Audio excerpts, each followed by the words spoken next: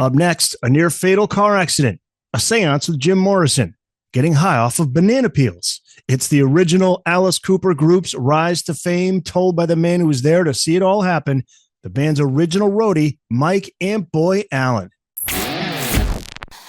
Welcome back to Booked on Rock, the podcast for those about to read and rock. And we've got a guest today that, he's seen some stuff. He's got some stories to tell.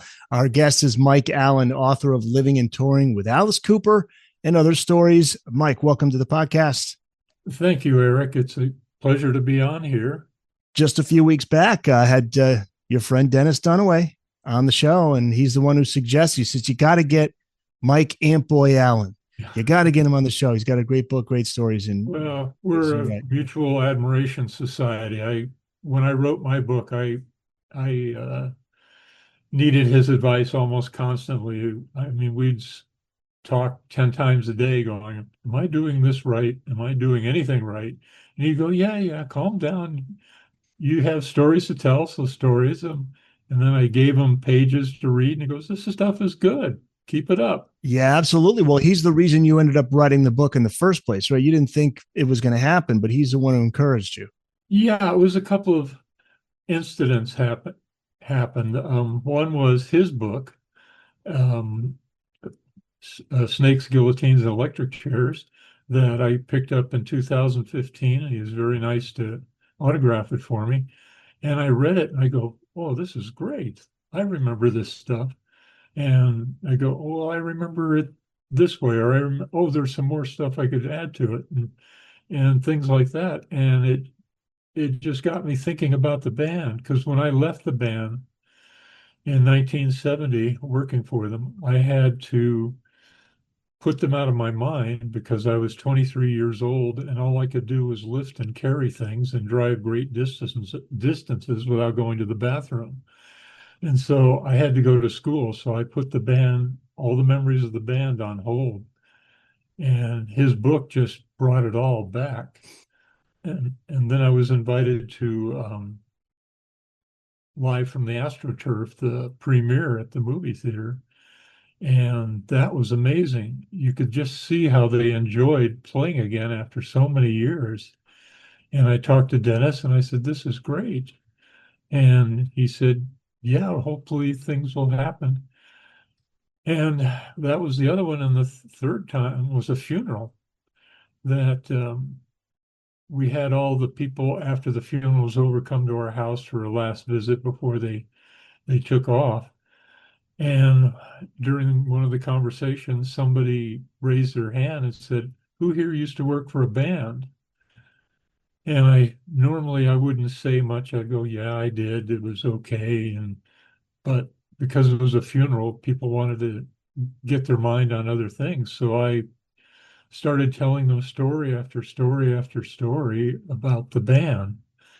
And Danny, one of my wife's brothers, spoke up and said, I've known you for 40 years, and this is the first time I've ever heard this. And I'm going, nobody cares about my stories of a 40-year or a 50-year-old rock band. And he goes, yes, they do. They would love to hear these stories. And he said, you need to write a book. And so about a month after that, I said, all right, I'll write a book, thinking, well, I'll put down 10 things or something, and that'll appease them, and that'll be it. But I just kept writing and writing and writing and writing. And finally, I got a book out of it. So when you're writing the book, it's starting to flow out of you, like more memories are coming back? It did. It was a cathartic experience.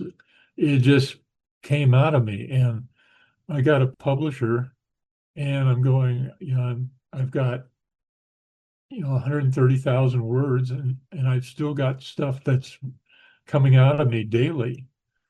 And he goes, well, that's all good, but I need 98,000 words. So I had to cut a lot of it down and abbreviate some things and take some things out. And the cover of the book, there's a story behind that. You were telling me it's got that Spider-Man, almost looks like a Spider-Man costume there. Right. That's actually Dennis's. It's actually Dennis's jacket, spider jacket that Cindy made for him.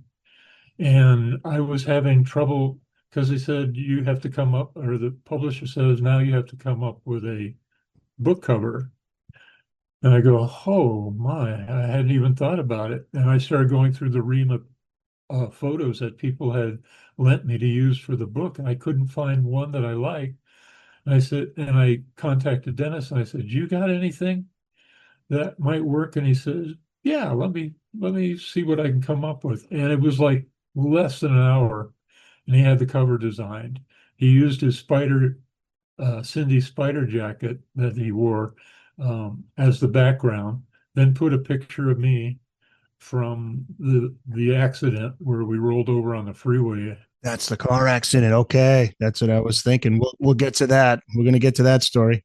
Yeah. Yeah. And he put the title on it and he sent it to me and he said, "How about this?" And I said, "That's it."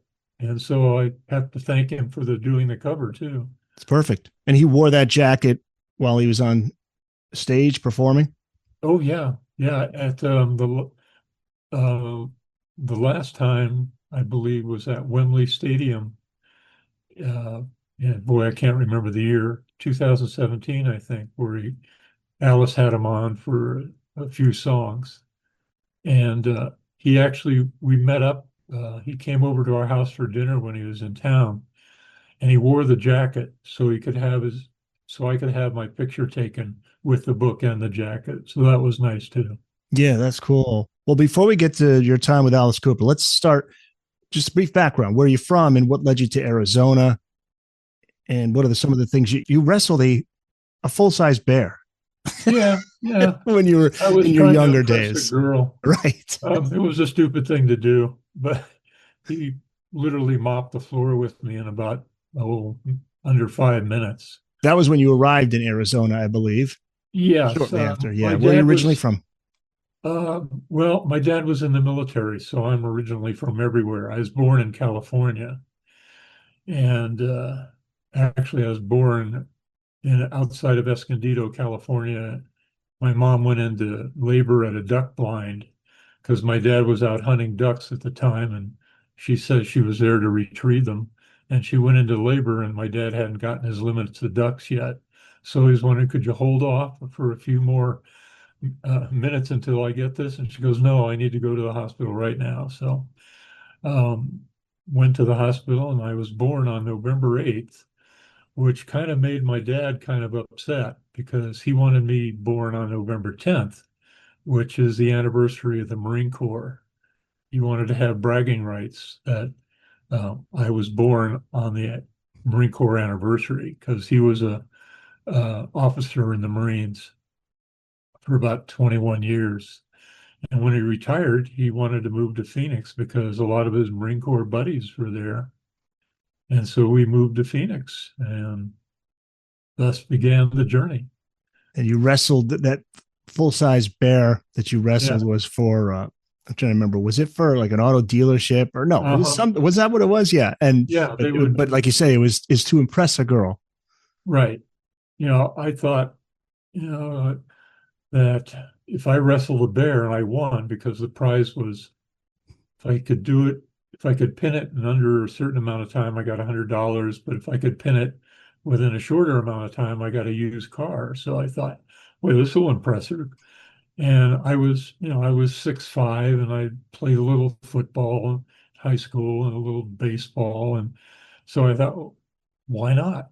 And I was underage, but I signed the permit anyway, allowing me to go out there and get annihilated. And he had a muzzle on, and that was about it, and pads on his feet. And I thought, well, all I got to do is grab him, pull him down, pin him, and I've got a car and a girl who's going, "Oh, you're so cool." Yeah, none of that happened. He pinned me in about, 30 seconds. No, make it a minute. And he just sat on me. And the owner of the bear gave him a bottle of Coke to drink. So he just leaned back against me and drank the Coke and got up and walked away. That's awesome. And then I had to face the girl, and she says, "That was a really stupid thing to do. And you smell really bad." Because I had rolled over something that the bear had done probably earlier. Well, the reason I bring it up is because, just you're the perfect guy for this job to go on the road with Alice Cooper. I think you were just you had the perfect makeup to go and do these adventures. Glenn Buxton was the guy, right? Who the late Yeah, great guitarist Glenn Buxton, who got you the job with Alice. right. And I don't know why, but we hit it off instantly because I was the son of a Marine officer, and I was taught to behave a certain way with yes, ma'am, no, ma'am, yes, sir, no, sir, stand up when somebody comes to talk to you. And so we were the exact opposite. Glenn smoked and drank and swore and got a lot of joy out of life. And I could stand up and address a person and say, "It's nice to meet you. I'm so happy to be here." But we just clicked for some reason. Maybe it was because I had a car and I'd drive him everywhere.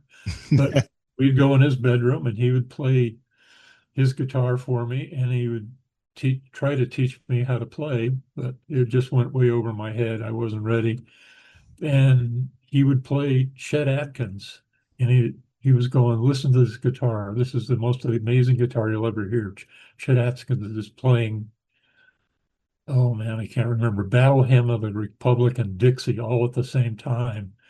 And he's going, "This is the most amazing performance you'll ever see." And so I'm going, "Yeah, if you say so, Glenn, I believe you." And Glenn taught the rest of the band, or the rest of the band, how to play their instruments. Some had Dennis played bass, but Glenn showed him how.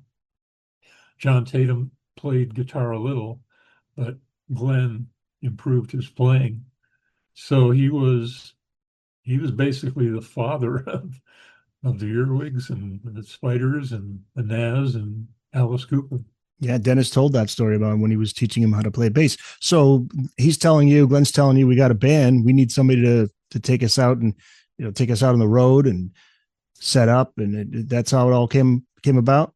Yeah, we were in college, and he said, and this is the strange thing about Glenn. He goes, "What kind of car do you have?" I'm going, "Glenn, I've driven you about 100 places." And I said, "It's a Fury station wagon, vintage 1960 Plymouth." And he went, "Oh, that's great. Would you be interested in hauling the band's equipment?" I go, "Well, yeah, I guess and we'll even pay you." And I said, "Well, that's even better." And so he says, "You got to pass the interview, Phil." And I go, "Well, what do they want?" He goes, "I don't know, but they may ask you some questions." I said, "Okay." And so we went to Christown, which was the first enclosed mall ever built in Arizona. And there was Vince, Alice in the Future, Dennis, and I believe John Spear. John Spear was there, the original drummer.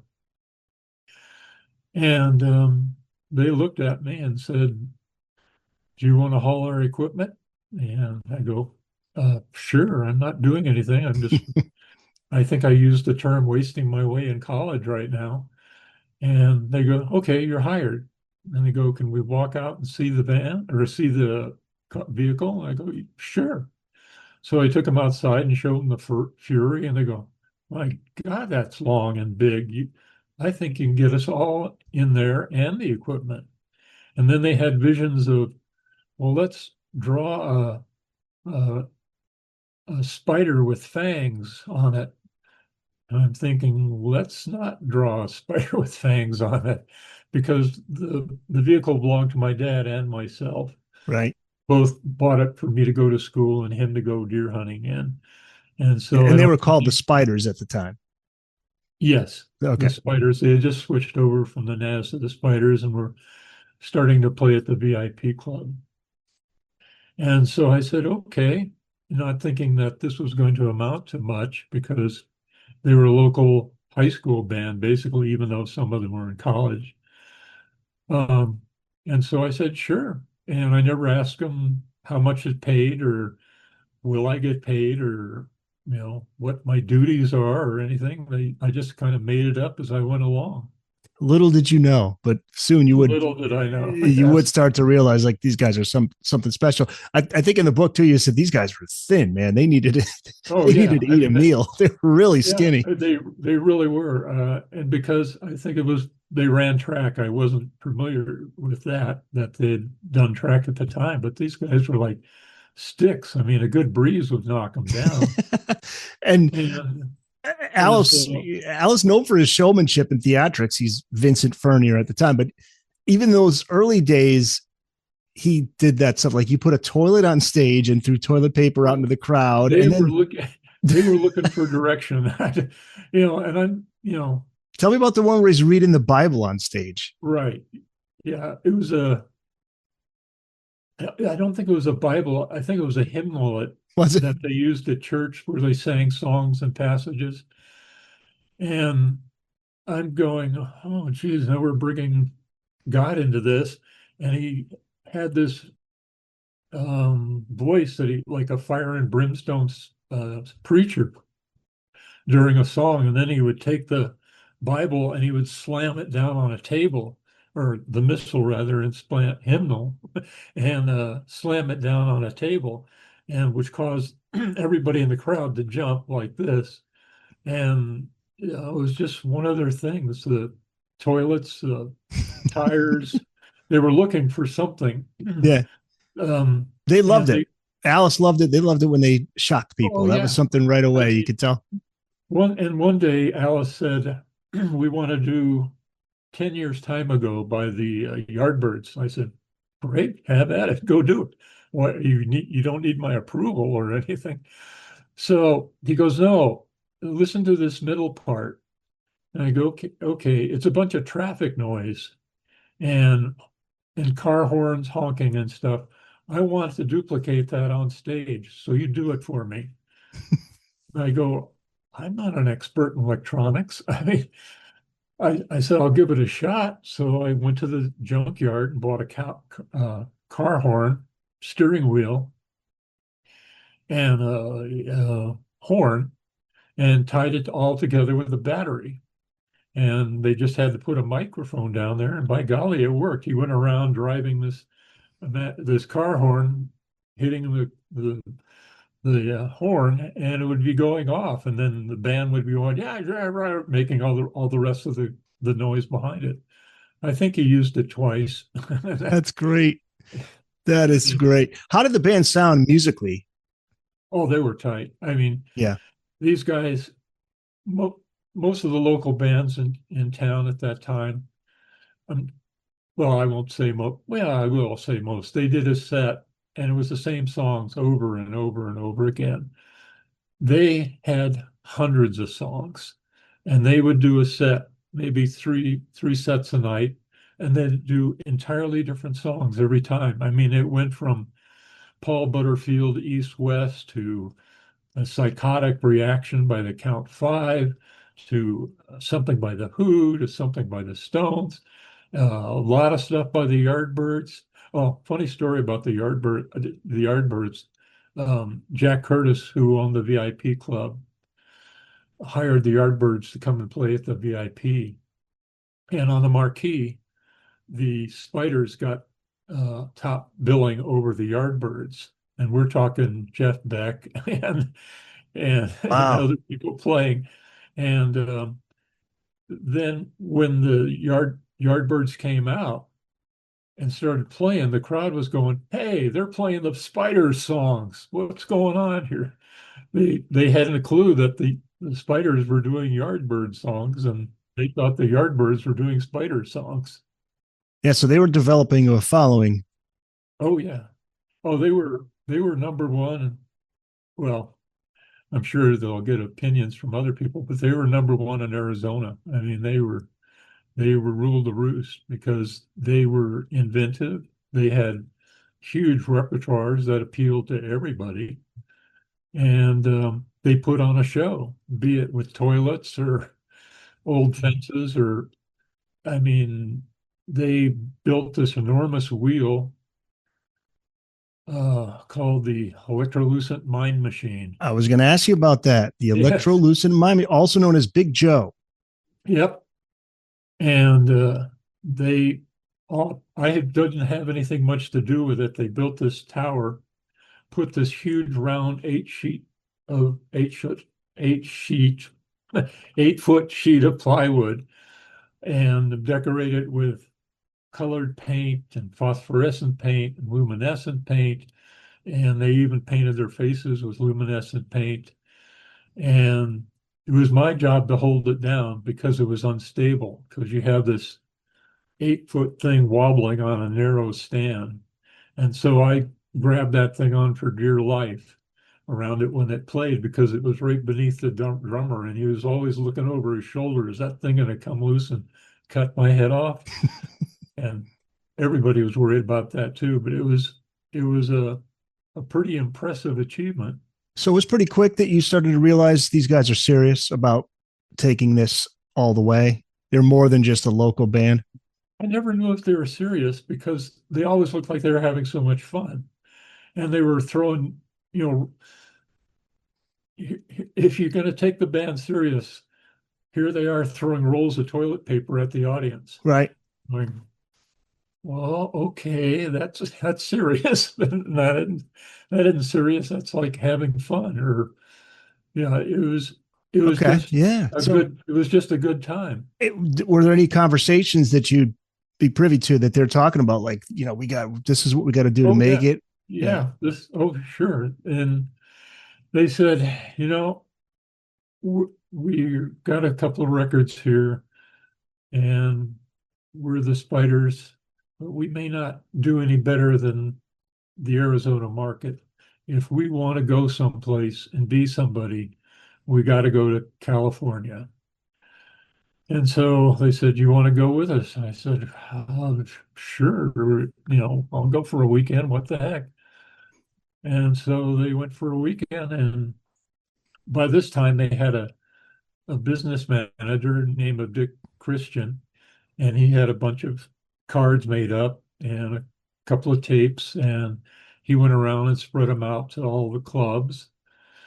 And we stayed there for a weekend. The first night, some guy we met at a show said, "Oh yeah, you can come stay with us," or stay with him. And we did for one night until some somebody ate his iguana's bananas from the refrigerator, so he threw us out the next day. But it was it was things like that, the unexpected. Oh, here's this guy who doesn't know us. Here's 8 people. Um, yeah, 8 of us all crammed into his apartment, and he's on the phone talking to late night television, or I'm sorry, late night radio, saying, "Yeah, I met a group called the Spiders today." And the announcer would come back, "Well, yeah, you better get some spray and kill those bugs." It goes, "No, they're a band." So here they are getting publicity on a talk show, and they've only been there for 8 hours or so. And Wow. so it, So you would go there and then come back to Arizona and then go back to yeah, LA, just kind of. yeah, back and forth for a few times until they decided we're going to do it for real. And so they had to change their name because there was like 7 other groups called the Spiders out there. And so they came up with the name according to Tootie Muller, who was a good friend of the band and drove part of the band to Albuquerque when they played Albuquerque. And when they were coming home, Vince was thinking up names, and he was going, Jazz, Spaz, Naz. And he goes, Naz, that's a clever song. I mean, never clever name. And plus it was used by the Yardbirds. That might have influenced him. But he says, the Naz. So he told the rest of the guys, how about the Naz? And they go, how about the Naz? Nobody's going to have that name. So they went to California as the Naz, only to learn about 3 months later there was already another group called the Naz, with Todd Rundgren, who had an album, and Hello, I'm Here or There or something. Hello, it's me. That's it. So it's back to the drawing board.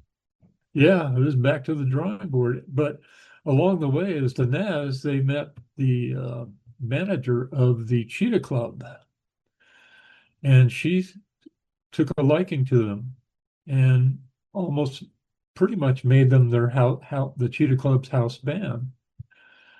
And so we had a place to stay. We stayed at her house for a while, and then we rented a place in Venice Beach, yeah, for a while. And then we got to go to the Chambers Brothers house because they had a big hit with Time. Time, yeah. And so they let us stay there until the neighbors told us that we better leave because they felt that our safety was in jeopardy.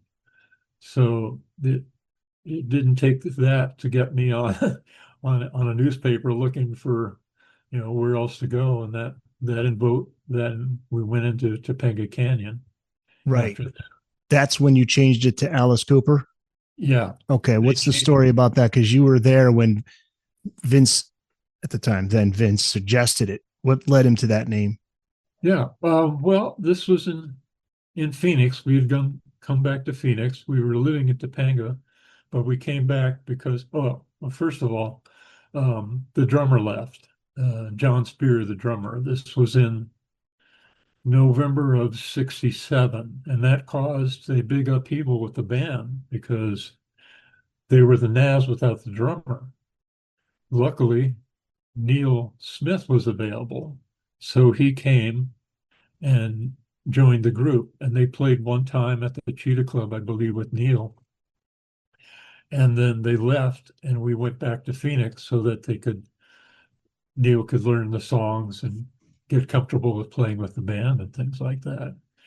And also, there was a club that was going to be opened in the name of Alice Cooper by Jack Curtis. He was going to call it the Alice Cooper Club, and he did call it the Alice Cooper Club. So we went back with in mind to go see the club opening, and I think they played there too.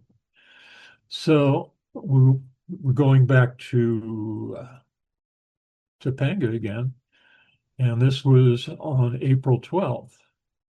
They had time to change of clothes and gather up all the foods from all the houses, and we took off on April 12th, and that's when the accident happened. Yeah, that was 1968. 68, April 12th, 1968. Yeah, I want to ask you No, about I'm sorry, that. March. Was it? Yeah, March 12th, I think. Yeah, Okay. 1968. All right, but it was 68. But yeah, Yeah. I want to ask you about that. We'll get to that. But Okay. getting back to the so okay, so now they want to change to the Alice Cooper Club. That inspired Vincent. Well, you wanted to know how they came about with it. Right. Yeah. Alice approached the band and said, "How about Alice Cooper?" And they go, "Well, okay, what about Alice Cooper? I don't think it was a big hit." I was there witnessing it all, but they're going, maybe another name might be. And I think Glenn came up with something called Husky Baby Sandwiches, Yeah. which was funny, but that they didn't go for that. I came up with something called colonial aggressions because that was a psychological term, and I thought maybe that they might like that. And they go, no, it sounds too much like Paul Revere and the Raiders. And then they thought about Alice Cooper, and he goes, well, imagine this. The band's called Alice Cooper, and 5 guys walk out on stage. The crowd's going to go wonder, where's Alice Cooper? What's Alice Cooper? Is did they have a fight? Did she break up from the group? And it said it has possibilities that you go out there with a wholesome name like Alice Cooper, and people would be interested, or people would be at least cause something in their brain to click and go, why is this band called Alice Cooper? There's no girl up there. And the more they thought about it, the more they liked it. And they go, this just might be it. And then Bonnie Phillips, this all came about at Dick Christian's house sister's house place. And so she said, let me break out the Ouija board. And I go, okay, what's a Ouija board? And so she and somebody, I think it was Alice or something, I might have been, said, is Alice Cooper a good name? And you could almost see Alice grabbing the thing and moving it over to the yes side. Will you make hit records? I can see Alice Cooper again, putting it on the other side. And look, the Ouija board likes it. Yeah, right. I'm not moving it. I swear, I'm Yeah, not right. moving I it. don't know how this is happening. And I asked them, find this out for me. Will I ever get paid? And immediately Randa's no. Okay, it's real. Yeah. And then And that Alice Cooper initially was to be a witch. It was going to be like a character. this Yeah. was something that was just developed after it. The guys just got together and just said, we need a backstory. It just can't be Alice Cooper, the non-existent person. There has to be a backstory. So they came up with this witch thing that she was I don't know, you can pick your century. It's been all used, 15th, 16th, 17th century witch who was accused of witchcraft, who was condemned to death, and she was either drowned or hanged or burned. Or I've seen in various articles all these different stories about one she was hanged and then she was burned, or one she was drowned and then she was hanged or something. And that the main thing was that she swore a vengeance against all the descendants of all these people and would get even with them someday. And then when Joey and Shep came on board, they heard the backstory and they go, oh man, this could be good. They could develop this. So suddenly the whole band was reincarnated. Um, I may get these things wrong, but Mike Bruce was the minstrel. Neil was the warrior king. Dennis was the poet. And that was about it. Oh, and Glenn was the Black Knight. Okay. I think that was how it went down. And so they worked on, Joey and Shep put out a publicity thing stating, this is a true story of Alice Cooper. And of course, some of the newspapers picked it up and said, yeah, there's a witch and a CPA and a lawyer and somebody else in there too, a warrior king and stuff like that. Wow. So it hit the papers and it didn't really last maybe 4 or 5 or 6 months. I mean, the band never said we were any of these things. It was just brought up by, they read articles in the newspaper and things like that about, Yeah. hey, you guys are all been reincarnated now. Or, yeah, we were all reincarnated. But it was not that big a deal, but it did get out there and people did find it in newspapers and articles and stuff. You mentioned Joey and Shep, and those are the managers. Right. Shep Gordon and Joey Greenberg. Yeah. Now, and then just eventually Vincent Furnier just kind of falls into or takes on that character and eventually changes his name legally to Alice Cooper. Well, yeah, it almost had to be, because especially with the witch thing, well, who's the witch? Well, it's got to be Alice Cooper. And this guy looks like Alice Cooper. He's the lead singer. So it was like day one, it was ordained that Vince was going to be the Alice Cooper, because the others were the Warrior King and the whatever. None of this could have happened if, thankfully, it didn't go this way, but there was an accident, car accident, catastrophic, that could have ended the band in 1968. So let's get to that. And by the way, we're going to get to the Frank Zappa part of the story. That's coming up too. So we'll get to that. But yeah, what happened with this accident in 1968? Well, like I say, it was in April 6th, we went back to attend the opening of Alice Cooper, the club, which only lasted 3 months. But they stuck around, recorded, got Neil up to speed on the music. And we were supposed to return on the 11th. but by the time everybody got together, it was after midnight on the 12th. Excuse me, I was driving the van, and everybody and all the equipment poured in, and off we went, and leaving at after midnight on the 12th. And we got to the San Bernardino freeway, and rush hour traffic wasn't as busy as it is now, but it was still getting to be rush hour at 6:30, whenever the time was. And I was driving along, and suddenly there was the freeway opened up all the way for, it looked like miles, and there was nobody behind me. I was just in my lane doing absolutely nothing, going, man, this is great. I can take this all the way to Topanga and, no stress. And Dennis was just about ready to walk up and ask me if I needed a break. Which I would have said no, we're only 30 minutes away from where we were. Then alongside, and I don't know how or why this happened, a Ford beige or yellow station wagon with fake wood trim pulled up alongside of me, about the middle of their car with the front of my car, and came right over into my lane, causing me to jerk the wheel hard to the left or the right. I can't remember. Yeah, the left. And all the equipment and all the people in there and the van started rotating. And then I tried to straighten it up, and I hit an embankment, and it just went stop and just went rolling down the freeway. And the number of rolls, I don't know, I've heard 3 to 5 by the band members, but I went out through the front windshield, and I was still strapped to my seat Oh, wow. because thankfully my parents, before we went over that, gave me a set of seat belts to install in that van.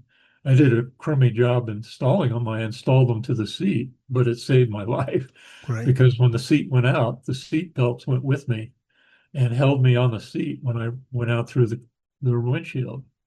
And when the police found me, I was, well, I don't know, 20 feet down the road, unconscious, but I didn't have a mark on me, and I was still strapped to the seat. And Wow. everybody else was, had got hit by amplifiers and drums, and Dick Christian took a cymbal to the back of the head, which caused a big gash in his head and needed stitches. Neil told me the last time we had dinner that he was forced onto the ground with his head turned to the road because they were literally, the roof was on top of the road, and it was screeching down the highway. And he said he was deaf in 1 year because of that noise just penetrated his head, and he couldn't get out from under the equipment or the bodies on top of him. Wow. I mean, lucky to be alive. Absolutely. I mean, Alice to this day says it's a miracle, and I've got no proof otherwise. And the other thing is my mom, before we took off, gave me a St. Christopher's medal, and I put it in the visor.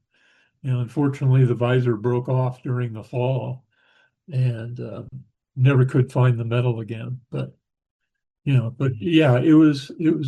If you've seen the pictures from the book, Tootie came over and took those pictures for the insurance company. It was, some of those pictures looked like there was a nightmare in there that Right. went terribly wrong. So you shot through the windshield? Yep. Well, luckily I'm assuming, I don't know when it happened, but the windshield blew out, Okay.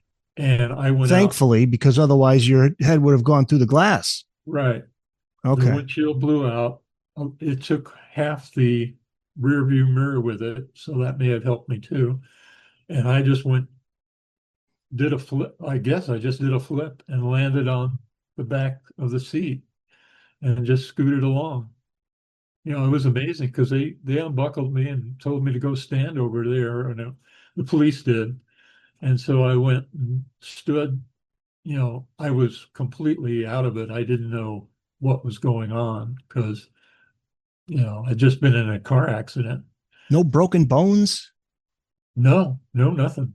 I didn't, I, I was stiff and sore and achy for weeks, but I don't think I had a cut on me because I was wearing a sweater and Levi's and shoes. Yeah. So, None of the guys had broken bones? No. no, just bruises and contusions. How soon after did you get back on to the stage? I mean, they went right back at it, or were they in the hospital for a bit, or what was the No, recovery time? we all got an ambulance ride to the hospital, and everybody saw us and gave us a clean bill of health. I don't know how we got home. I don't know who picked us up, who got us home. I just know that in some time later, maybe a couple of days, when everybody was functioning properly in their heads, they all had a band meeting, and they said all our equipment is gone. Neil's drums are smashed. Dennis's bass was broken into.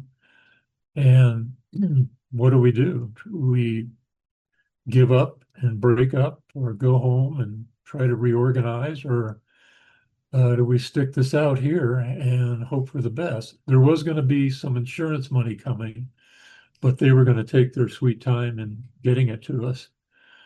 And to a man, they said, let's stay and stick this thing out because I think it was Alice who said, we don't know how to do anything else.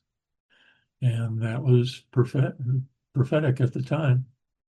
And Alice and I got jobs at a button factory up the hill a ways with a great big view of Malibu. And we made buttons to earn money, and other people, helped out. And Tootie came over, and with food and good vibes and stuff like that, and stayed around and took us places because we didn't have a car or a vehicle at all at the time, and I needed to take pictures to show the insurance company and things like that. And she was right there helping out.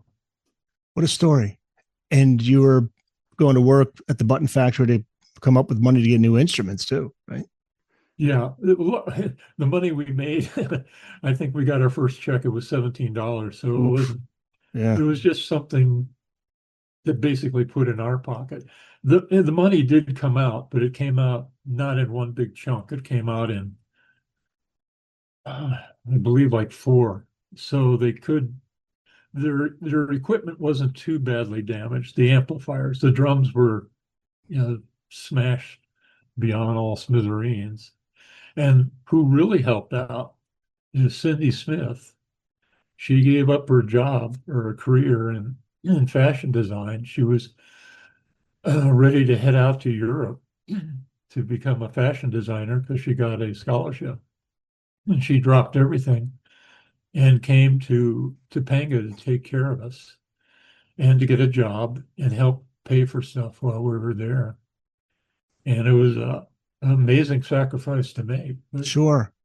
Sure. And in the bonding of that experience, which we'll get to, when you decide it's finally time to move on, because that family bond that was starting to dissipate, and we'll get to that. But let's continue now. We'll get to the Frank Zappa part of the story. Mike Allen, he's the author of Living and Touring with Alice Cooper and Other Stories. Frank Zappa signed the original Alice Cooper band to his label, Straight Records, in the late 60s. And you say Frank was nothing like what he appeared to be. He looked like your typical hippie freak. he did. Just wanted to get stoned. What was your impression of him? Yeah, that was exactly it. I'm going, this guy, I mean, sure, you ran the Mothers of Invention, but those were what you would call freaks in the day of the 60s.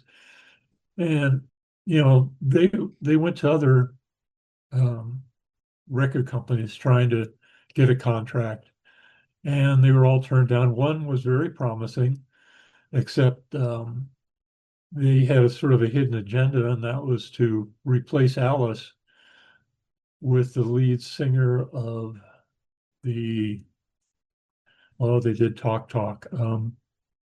Time Machine, Mind Machines, something, Music Machine. Okay. I knew it good. Yeah. And they wanted the band that backed up the lead singer, whose name I cannot think of, from the Music Machine, left the group. And so this guy wanted to hire the Alice Cooper band to be their backup, to be the backup group that played with the lead singer of Music Machine. And and the band said, no, we're not doing that at all. So it all came about, strangely enough, is that Miss Christine, who was one of the GTOs, was living with the Zappas at the time, and talked up Alice to Frank Zappa. And she said, Zappa wants to see you. And they said, well, we're playing at the Cheetah Club all the time. So have them come down there and come and see a live performance. And rumor got back that Frank was there, but he left before the group ever came out. And so Miss Christine said, well, Frank can see you at 7 o'clock. And Alice took that to mean 7 o'clock in the morning. And I think I was the only one that was going, what self-respecting band group gets up at 7 o'clock in the Right. morning? They're usually going to sleep at 7 o'clock in the morning. If you were Glenn Buxton, that's what you did. Right. But it didn't make any sense to me, but they were so enthusiastic. Oh, Frank Zappa is going to see us at 7 o'clock in the morning. But anyway, I said, okay, So we're driving at the freeway at 6:30 or whatever it was to Topanga, sort of Laurel Canyon, to the old Tom Mix estate where Frank lived with his wife, Gail, and Moon Unit. And so we pull up there, and it's like storming the beach at Normandy. Everybody grabs a piece of equipment, runs up the stairs, knocks on the door, and Gail just happened to be up. And she opens the door and says, hello. And the band just rushed right in and set right up in an alcove at the bottom of the stairs. And Gail saying, Miss Christine, take Moon Unit out of here because these guys are going to play. And so she does. And Miss Christine's giving the band the old stink eye, going, what are you doing here? And they're paying no attention to her. They're setting up, and they start playing.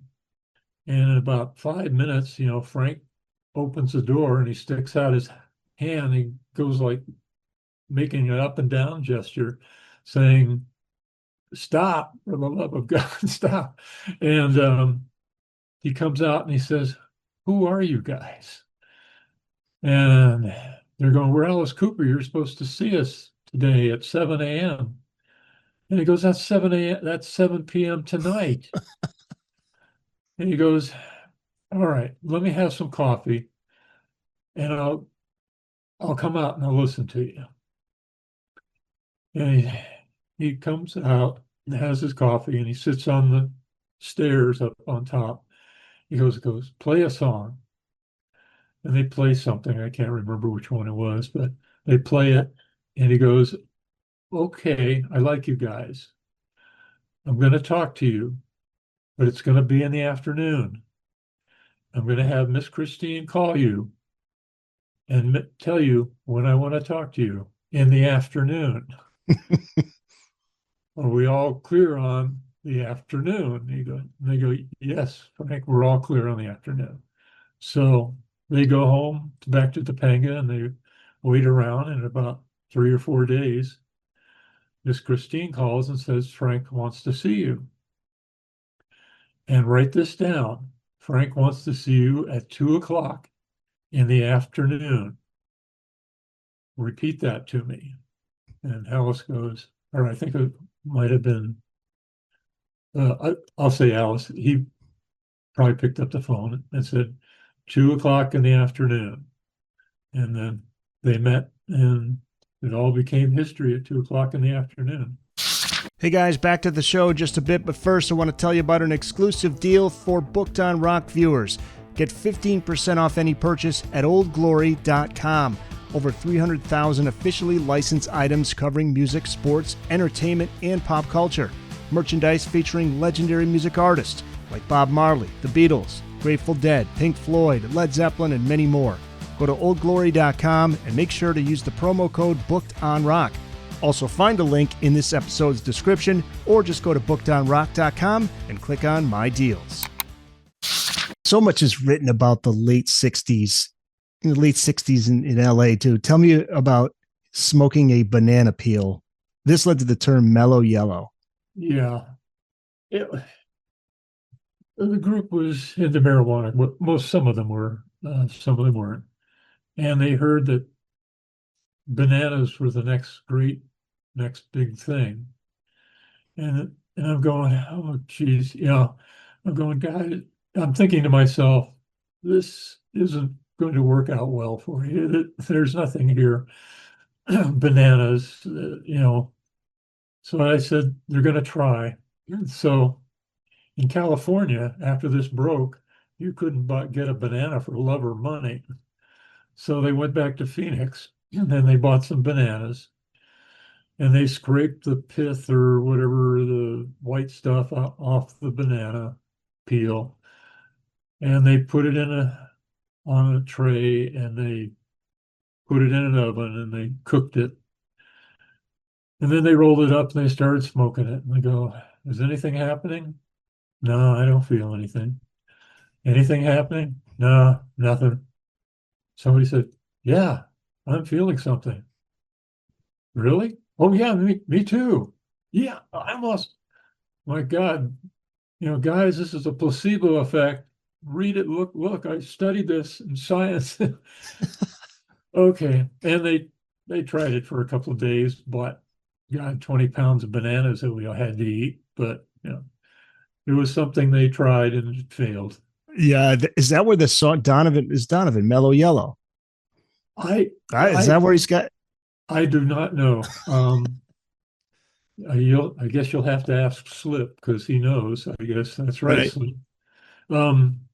It possibly could be. It came out at the same time. They call it Mellow Yellow, but All right, let's talk about the time the band experimented with the occult. This is when you were living at Topanga Canyon, and there was a seance with Jim Morrison, and he gets freaked out. yeah. First of all, the occult is a word that they use on it, thinking that we were all Satanists or something. It wasn't. It was basically we invited a bunch of guys, Jim Morrison, Robbie Krieger, Paul Rothschild. Oh, Rothschild was their manager, wasn't he? he owned Elektra Records, Oh, which yes. I'm sorry. You're and right. yeah, and David Crosby, and I believe the guy for Love, Arthur Arthur Lee. Lee. Yeah. Yeah, I believe he was there also. And we're going, this was the lean years where food was a precious commodity that we didn't have very often. And we're going, how are we going to feed these guys? We got half a bag of potato chips between us. And Norma, who was a friend of the band, was there and said, well, why don't I hold a seance? And the band's going, a seance? What the, what is a seance? And she's going, well, it's where I summon up spirits and they talk and everybody's looking at one another going, a seance? We're going to do this. These guys weren't into the occult at all. They didn't even know, we didn't even know our zodiac signs. But to tell you how lame we were, or how cool we were. But she said, I'll do it all. And she said, okay, we're going to have a seance. And they notified everybody. And instead of food, we're going to have a seance. And everybody said, okay, great, we'll do that. And so Norma came and finished out the basement with, I don't know, dead shrubbery and black candles and some sort of bowl that looked like blood, but it was probably syrup or something. And set that in the middle of not a pentagram, I think it was a circle. And she was dressed as like a monk with a hood and stuff. And they came down and they all gathered around for the seance. And there was limited room down there, so there wasn't all the band members didn't go down there. I think Alice may have gone down there, or Mike Bruce, maybe Neil went down there and joined in on the seance. And one thing I need to bring up right now before we go any further, in our closet, um, we were paranoid from the police because we have gotten stopped more times than I've got toes and fingers and hands and memories. And so we were paranoid of the police. So they said, let's build an escape hatch. And once again, I'm going, you want to build an escape hatch? Yes, it'll take us down in the basement and we'll escape through the outer door. I said, that's right next to the front door. And they go, anyway, I think they liked me because I was the sensible one. And anyway, they cut a hole in the closet and built this trapdoor and put the wood back and framed it so that people could walk in there without tripping over themselves and falling. So the night of the seance, we removed the trapdoor because myself and Charlie wanted to watch Norma do her stuff. And nobody thought she was going to produce any spirits. They just thought, well, maybe a good time would be had here in her trying. And she was doing great. I mean, she was wailing and making eye contact, mostly with Morrison, and saying, is there a spirit in the room who wants to talk to us? I feel your presence, and I know you want to say something. Spirit, speak. At just about that very moment in time, Glenn Buxton decided to walk in through the closet where the hatch was removed and fell directly onto the middle of the circle where the seance was going. And I thought for a moment they had brought a lot of women down there because all of a sudden you heard this screaming like little girl. Yeah. Yeah. And people are running around in the dark, knocking over the candles and trying to get outside and stuff. And because Glenn, when provoked, can be a harbinger of bad news, and he was swearing like nobody's business. You know, he wasn't hurt, but I mean, anybody that went through that would have been screaming and yelling and cursing too. So people were going out and wondering if they'd need to bring an extra change of underwear. But that was a seance. It broke up quickly after that. Morrison And, got pretty spooked.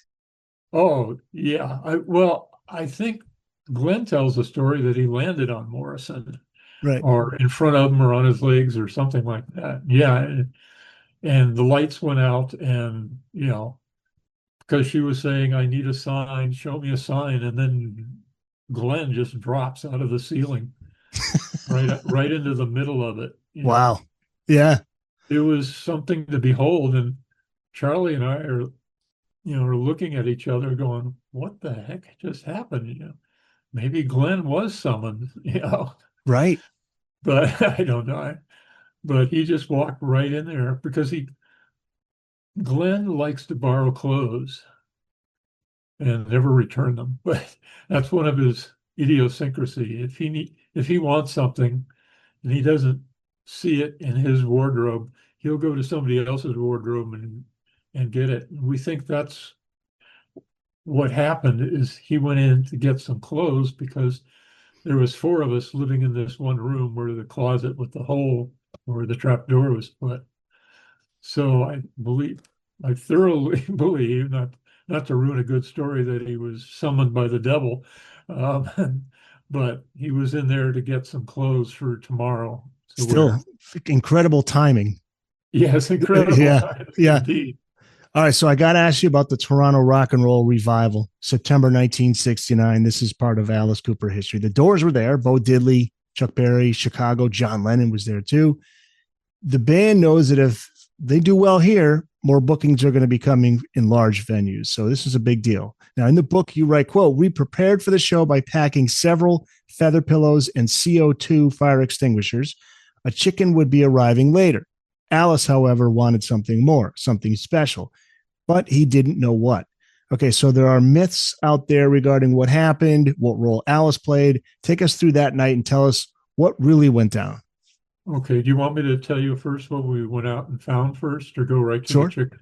sure. Okay, Oh, yeah. well, Alice was looking for something spectacular because he says this is our make or break moment. There's going to be tons of millions of people there, and we want to do the best show we could. So I said, well, we're downtown Toronto. Let's walk around and see if there's anything that you could find. And so Alice and I went walking around Toronto, and we finally ended up in a Toronto Army Navy surplus store. And we're looking at Canadian flags. I'm going, this shows a little patriotism. You start waving a Canadian flag at the end, people get excited and they start cheering. And he goes, well, maybe. And then he was looking at uniforms. He could dress up as a Canadian soldier. And then he saw a sword, and I go, no more swords. We're got I already been stabbed, and he already uses a sword enough. And so then he laid eyed on this pistol in a glass case, and he asked the store owner, "What is that?" And he says it's a Briggs British UK flare pistol. And he's going, "What can I do with that?" And it just all clicked together. We get the flare pistol, we shoot off a flare at the end of the show. It lights up the sky like fireworks. It comes slowly down in a parachute. People will be talking about this for years. And they did. And and that's what we got. And he said, and I've been raised around guns all my life, being coming from a military family, but I never shot a flare pistol. I said, Alice, you need to test this thing out before you shoot it. Um, and so we went up to our hotel room. We removed the screen from the glass. We were on like the fourth or fifth level.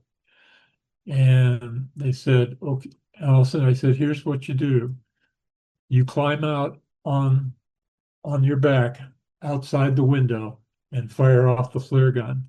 And so you can get the feel of it, the kick of it, and all that. And he goes, I'm not doing that. And he goes, I'd be nuts to climb out of this window on the ledge or, on my back out there. He says, Mike, you do it. And for a split second, I thought hopefully he was talking to Mike Bruce, but he wasn't. He was talking to me. And it made a little sense because I was 6'5". I could scoot out on my window and not fall through the window. So I put a window on there and I said, everybody grab a hold of me at the proper times. And I scooted out past my back. We were about 5 stories high with nothing below me but concrete. And they handed me the flare pistol, and I judged that there was a park right next door. And if I held the gun at a certain angle, it would clear the ledge that overhang the roof. And so I fired it off. It went straight up in the air, and it lit up the sky like the sun had just come out. And everybody is going, oh my God, this is going to be absolutely amazing. Meanwhile, I'm yelling, pull me in, because I'm sitting out there in the middle of a lit sky with a gun in my hand and 5 or 6 stories up. So they yanked me in, and everybody's high-fiving one another if they did that back then, going, this will be the coup de grace, or the finish that we've been looking for. Okay, now on to the chicken story.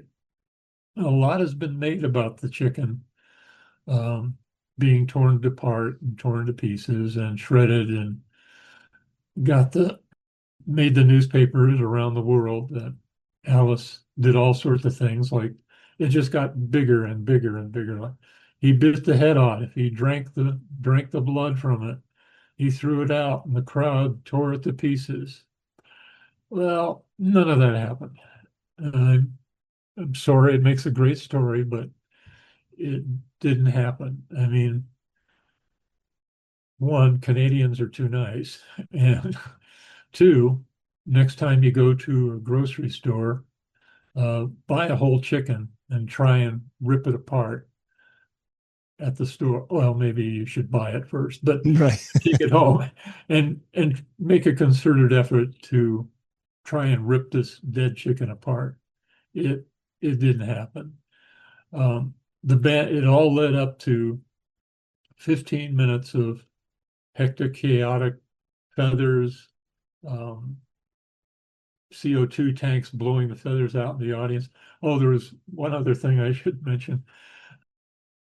The the hospital was allowed to set a bunch of kids in wheelchairs right down below the stage, and and there was nurses there to take care of the children. There's probably maybe 10 children in wheelchairs, and the nurses, when they lit off the feathers, all the feathers blew off and covered the kids and the nurses with chicken feathers. Oh my God. And they were just loving it. I mean, the Yeah. nurses were just laughing, and the kids were just, they had the best time, which earlier they had cause for alarm because Neil Smith climbed up the speaker cabinets, leading leading straight up, and began to sway back and forth where the children and the nurses were. So the nurses made a beeline for the kids and dragged them in their wheelchairs all out of the way. And then Neil climbed back down. And then the end was this all these chicken feathers and everything just strewn all over all these kids and nurses and blown out into the audience. And and then the coup de grace after that was coming out with a flare pistol. I told Alice how to use it. For God's sakes, please don't shoot it under the canopy. Make sure you're out of the canopy's range. Aim it, fire it, and see what happens. And he did perfectly. He went beyond the canopy, lifted the gun up, fired it, and it went straight up in the air. I mean, we're talking 300, maybe 400 feet. It just went up in the air, went up in the air, and just blew into this huge orange glow. And then it proceeded straight down like a rocket. The parachute failed to open and got burned up in its rapid descent. And the crowd, from going, oh, woo, yay, was going, oh my God. And they formed this giant circle, and the thing came straight down, hit, ignited into a little flame, and some guy with boots came out and stomped it out. And then there was this moment of silence or relief, and then the crowd went nuts. And the guy came out and went, Alice Cooper, everybody, Alice Cooper. And the microphone wasn't really working properly because during the song they destroyed everything on stage. They threw a watermelon out, they kicked a football, they did everything they could to build up excitement, and the the microphone was shorting out because right after Alice Cooper, everybody, Alice Cooper, he Mike showed it out and he went, what the hell was that? And he walked off stage. And it was a great, memorable evening. Yeah. And wasn't it? It was an old woman that threw the chicken up on the stage. And The chicken was gotten ahead of time. I know it wasn't imported from America because poultry police at the border would have noticed that chicken and confiscated it right away. So somebody went out and got it and brought it on stage. It wasn't me, but it was provided for by them. and then the feathers from the pillows, people were thinking that Alice was doing. Ripping the chicken apart, and that the feathers were part of it. There was a story that I saw on YouTube maybe a couple of years ago, and it was a guy who was there to witness it all. And his story, he came out, sat in a chair, and he was all dressed in white. And he was telling the story about the chicken, how Alice threw it, but it didn't go any further than the kids in the wheelchairs. and the kids in the wheelchairs and the nurses tore it to pieces. And I'm going, no. Well, a nurse isn't going to tear a chicken apart, or even a Canadian nurse wouldn't tear a chicken apart. Those kids wouldn't do it. So I don't know where he came up with that story, but it wasn't correct. Yeah. It's The amazing chicken, all the stories though. Like I yeah. said, like I was telling you, I think I read somewhere there was just some old, like the chicken. I think Alice threw the chicken out into the front row, and then some older woman threw it back up on the stage. Or No, it, I watched it go. Both me and Dennis saw the same thing, but we saw different things. We saw that Alice threw out the chicken, and he did actually a pretty good thing in it. He must have got it out there 30 feet, and it landed.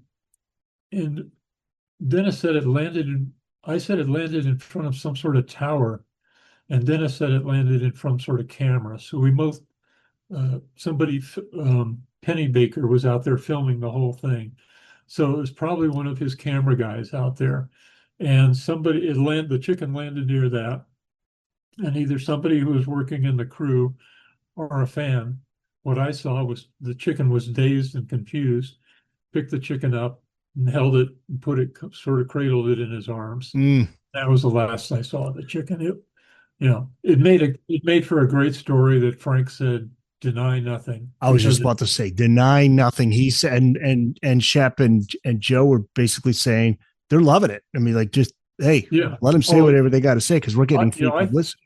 I truthfully, I thought the flare gun was going to be the biggest deal. People were going to go nuts over Alice Cooper nearly burns down Varsity Stadium, but it didn't happen. But the chicken thing, I don't think something like that could happen today because everybody's got their phones out and they could film everything, and everything would have been answered pretty quickly as to what happened. But because you're not 100% certain, the rumors start to swirl and all of these urban legends start to develop. But absolutely. That's what I miss about those days, the good old days. Yeah, because I had to drive to Toledo the next day because they were doing a concert in Ohio, and I was listening to the radio as I was getting the gear ready and stored and everything properly so it wouldn't all fall over and break.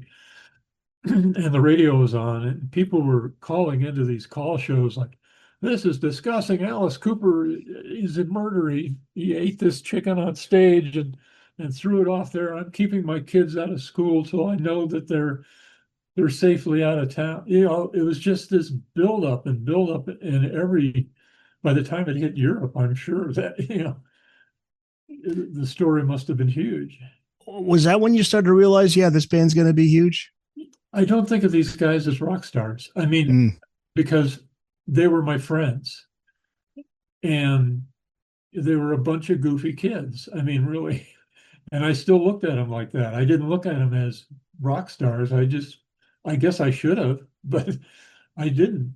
So I didn't have a concept of they were going to be famous because I was just trying to get them on stage and the equipment functioning for them to play.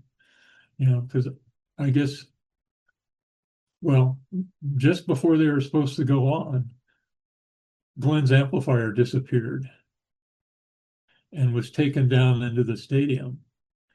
And I'm going, oh crap, I need this like a hole in the head. I don't need that amplifier stolen. So I followed these guys down into the bowels of the stadium. And I said, I don't know if I need to get help or what, but I'm going to get that amp back no matter what. And so I could hear people talking, and I go, oh my God, there's got to be 6 or 7 of them there. I said, I can't, they're going on stage soon. I got to get the amp. If I got to fight 6 or 7 guys, that's going to be it.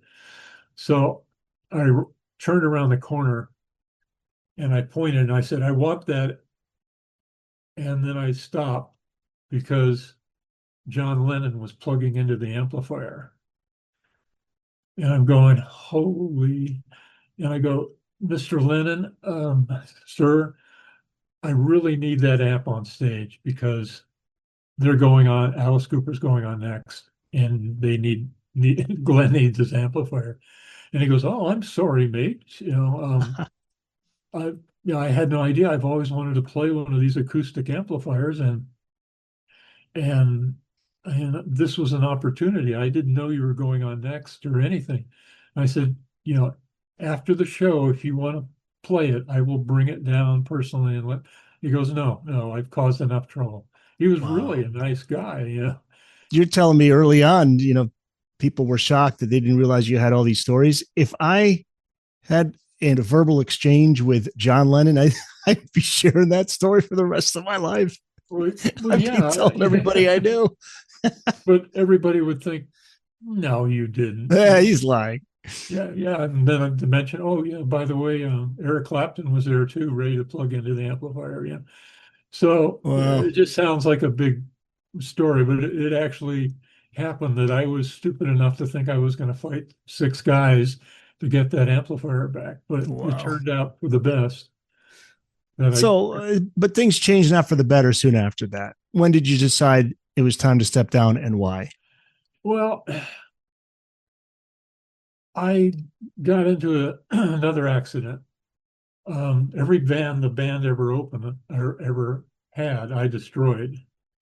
And, I took this one wasn't as bad, but it was bad enough that, the back wasn't feeling right anymore. And it wasn't my fault again. In fact, their insurance company settled in a claim for me because Joey and Shep got a lawyer going, this guy deserves to be in jail because he was on the 5 heading south in California, and the speed limit was 65. And there was this guy on the side of the road, and he went out into traffic going 5 miles an hour.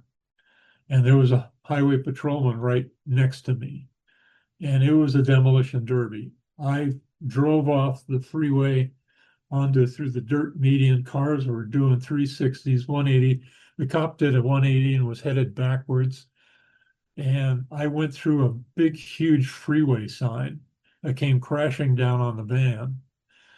One of the poles of the sign went right through the middle of the van, right through the front windshield between me and Charlie.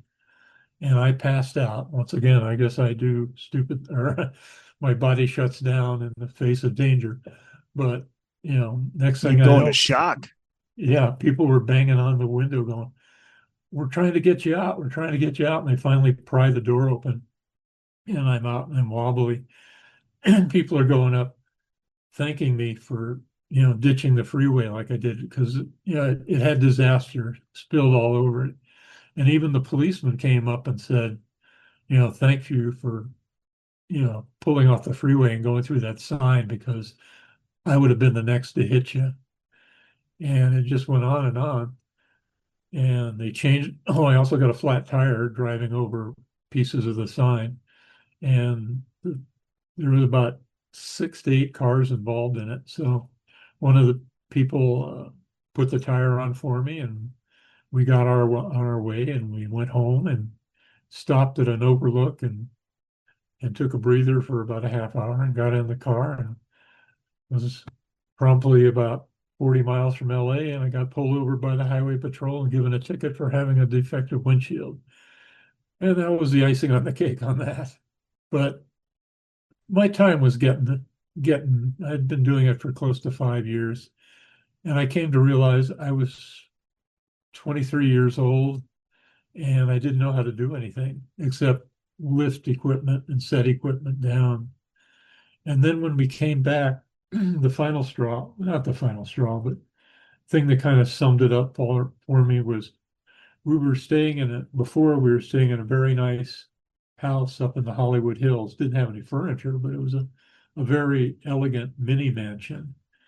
And life was good there. And now when we came home, we were directed to go to this apartment building on, oh man, Ibis Street, 2001 Ibis Street, which was situated directly underneath the freeway. Half the apartments were under the freeway, and the other half were outside of the freeway. And so we went up to our we were separated by, instead of being in one house, we were separated by two apartments or maybe three apartments at the time. And between the noise from the freeway and if you open the window, the carbon monoxide would come floating down. I just said, I know these guys are going to make it, but I just can't do it with me because I'm approaching an age where I should have a career picked out. And so I decided, uh, oh, and the other thing, another major thing was my dad had given me a golf credit card to use, and I used that for my entire 4 years I was there, and Joey and Shep would pay the bill. But it turns out things were kind of lean and that they hadn't paid the bill, and the bill was right around $2,000. So I felt obligated that when I heard that, I said, I got to go home. I got to pay this off because this isn't my dad's responsibility to pay this for this credit card. So I should. And I got $1,500 from the accident. So I said, I'm going to go home and pay off that bill and then get a job and try to do something. And so with heavy heart, I left and went back and moved in with my parents, which was sort of a downgrade because I was an adult now. And about 2 weeks later, uh, Joe Greenberg called me on the phone and said, we've taken care of that bill. And I said, God, I'm so thankful. Thank you very much for doing that. That is a big weight off me because I'm living at home and, I was going to use this money to pay off their loan, but now you've done it so great. And he goes, do you want to come back? And I really thought about it. I said, boy, I really want to, but I just can't. I'm back in Phoenix. I've decided to get a job. I was delivering at pizzas at the time, but I've decided to go to school and earn some sort of degree in something. And I thanked him very much, and that was it. And as soon as I started school, I said, boy, you got to leave the band behind you. And I did. And you went on to do what after the Alice Cooper experience? Ellen, my future wife, was going to nursing school. I said, well, maybe I should try this medicine thing. I had no knowledge of it. But, I went to a hospital and said, I'd like to be an orderly. And they said, okay, have you ever done this, this, and this? And I go, oh, and I go, no, not for a long time. I was trying to con myself into getting a job into something that I do nothing about. And they said, well, we can't use you, and this, I swear to God, this was what they said, go to the county hospital, they'll take anybody. And so I went to the county hospital, and sure enough, they took me, but they put me through class to become I guess it was called nursing assistant. And so I went to class for about a month to learn how to be a nursing assistant. And they had a request for me to go to the ER. I'm going, ER, that you got to know your stuff to go there, right? Why do they want me? And basically it was because I was 6'5" and lifting weights kind of makes you kind of bulky. And they wanted me to basically wrestle patients who were uncooperative and things like that. So I went to the ER and I wrestled patients for a while. And you went from wrestling a bear to wrestling patients. Yeah, because I had to wrestle a few people who got on stage a couple of times. Right. Well, I guess I was used to it. Then I saw these people out on the side of the building eating ice cream, and I said, "What are these guys doing?" And I was told they're respiratory therapists. And I go, I don't know what that is, but I'm going to sign up for it tomorrow. So I signed up for respiratory therapy school, and they took me as a student respiratory therapist. So I got a raise in pay, and I became a respiratory therapist. Then I decided I wanted to become a nurse.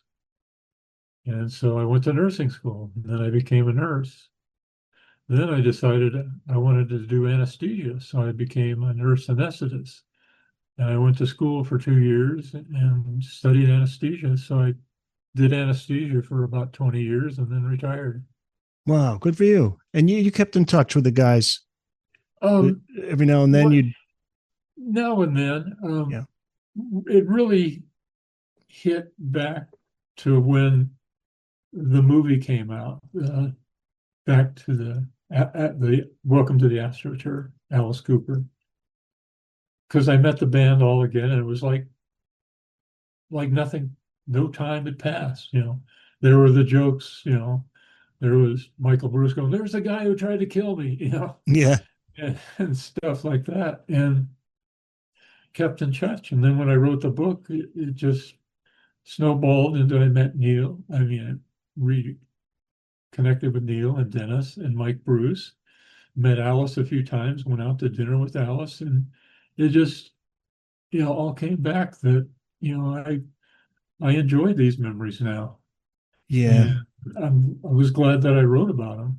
That's cool. And that was basically it. And I was, I embraced my past is basically what it is, because I left it behind because I felt I was behind because I didn't have any type of career moved out, group, carved out for me yet. Yeah. What a story. You have to be glad you put it all in the book. It's in there now and it's part of history, Yeah, who reads it? It's part of history. part of No, but rock history. I'm glad because it all started with somebody saying, at a funeral get together, you need to write a book. I'm glad you did. Alice Cooper fans are glad you did. And people can get the book, whoever books are sold, Living and Touring with Alice Cooper and Other Stories. And you can find it at your nearest bookstore, Amazon. I got the Kindle version. So it's Yeah. Oh, pretty I much need to everywhere. mention one of the things. When we had dinner with Dennis and Cindy, Yeah. Cindy was writing a book also. And Yes. she opened up and told Ellen and I stories about it. And it was like one of these cartoons where the guy's jaw drops down and hits the table. I'm going, my God, woman, the, this is fantastic. The people that she met, and the things that she Right. did. She kept a I mean, diary. yeah, and it just wasn't with Alice Cooper. We're talking big names and big stories that I can't tell anybody about because I don't think she wants me to. So, but it just these stories were just absolutely amazing. I Well, mean, we're hoping that that ends up coming out. Dennis has oh, said that she's working on a book, so yeah, that's but yeah, Cindy planned. does it. Cindy is doing it her way, and that's the way you should do it. And it's take methodical and taking your time and getting it just perfect. For me, I was just yelling into a dicta machine that wrote words when I talked into it. And I'd go back and go, well, that's terrible, but she's doing it the right way for her. Yeah, looking forward to that book. The stories she told me were fantastic. Yeah, that's a teaser. Yeah, we're hoping that comes soon. We'll see. But Dennis did say, yeah, his wife is working on that. Cindy was with the band from day one, right? No, well, no, she knew the band, and actually she got into fights with Dennis while she was not working with the band, but she was sticking up for her brother. And Dennis would made a sarcastic remark about Neil playing with this other band. And she says, "That's my brother, and he's the best damn brother and the best drummer here." And Dennis backed off for a few years. And then and another thing about Cindy is we have a past that I didn't know about. When I when I was in high school and college, No, just in high school, I had a job working weekends as a wrangler at a horseback riding facility. And because I raised around horses and farms and things like that. And so whoops, what happened here? There we go. And so I worked as a wrangler and taking people out on rides in this horseback thing. And 2 years later, Cindy worked at the same riding stable doing the exact same thing. Oh, wow. Yeah, I'm going, small world, Yeah.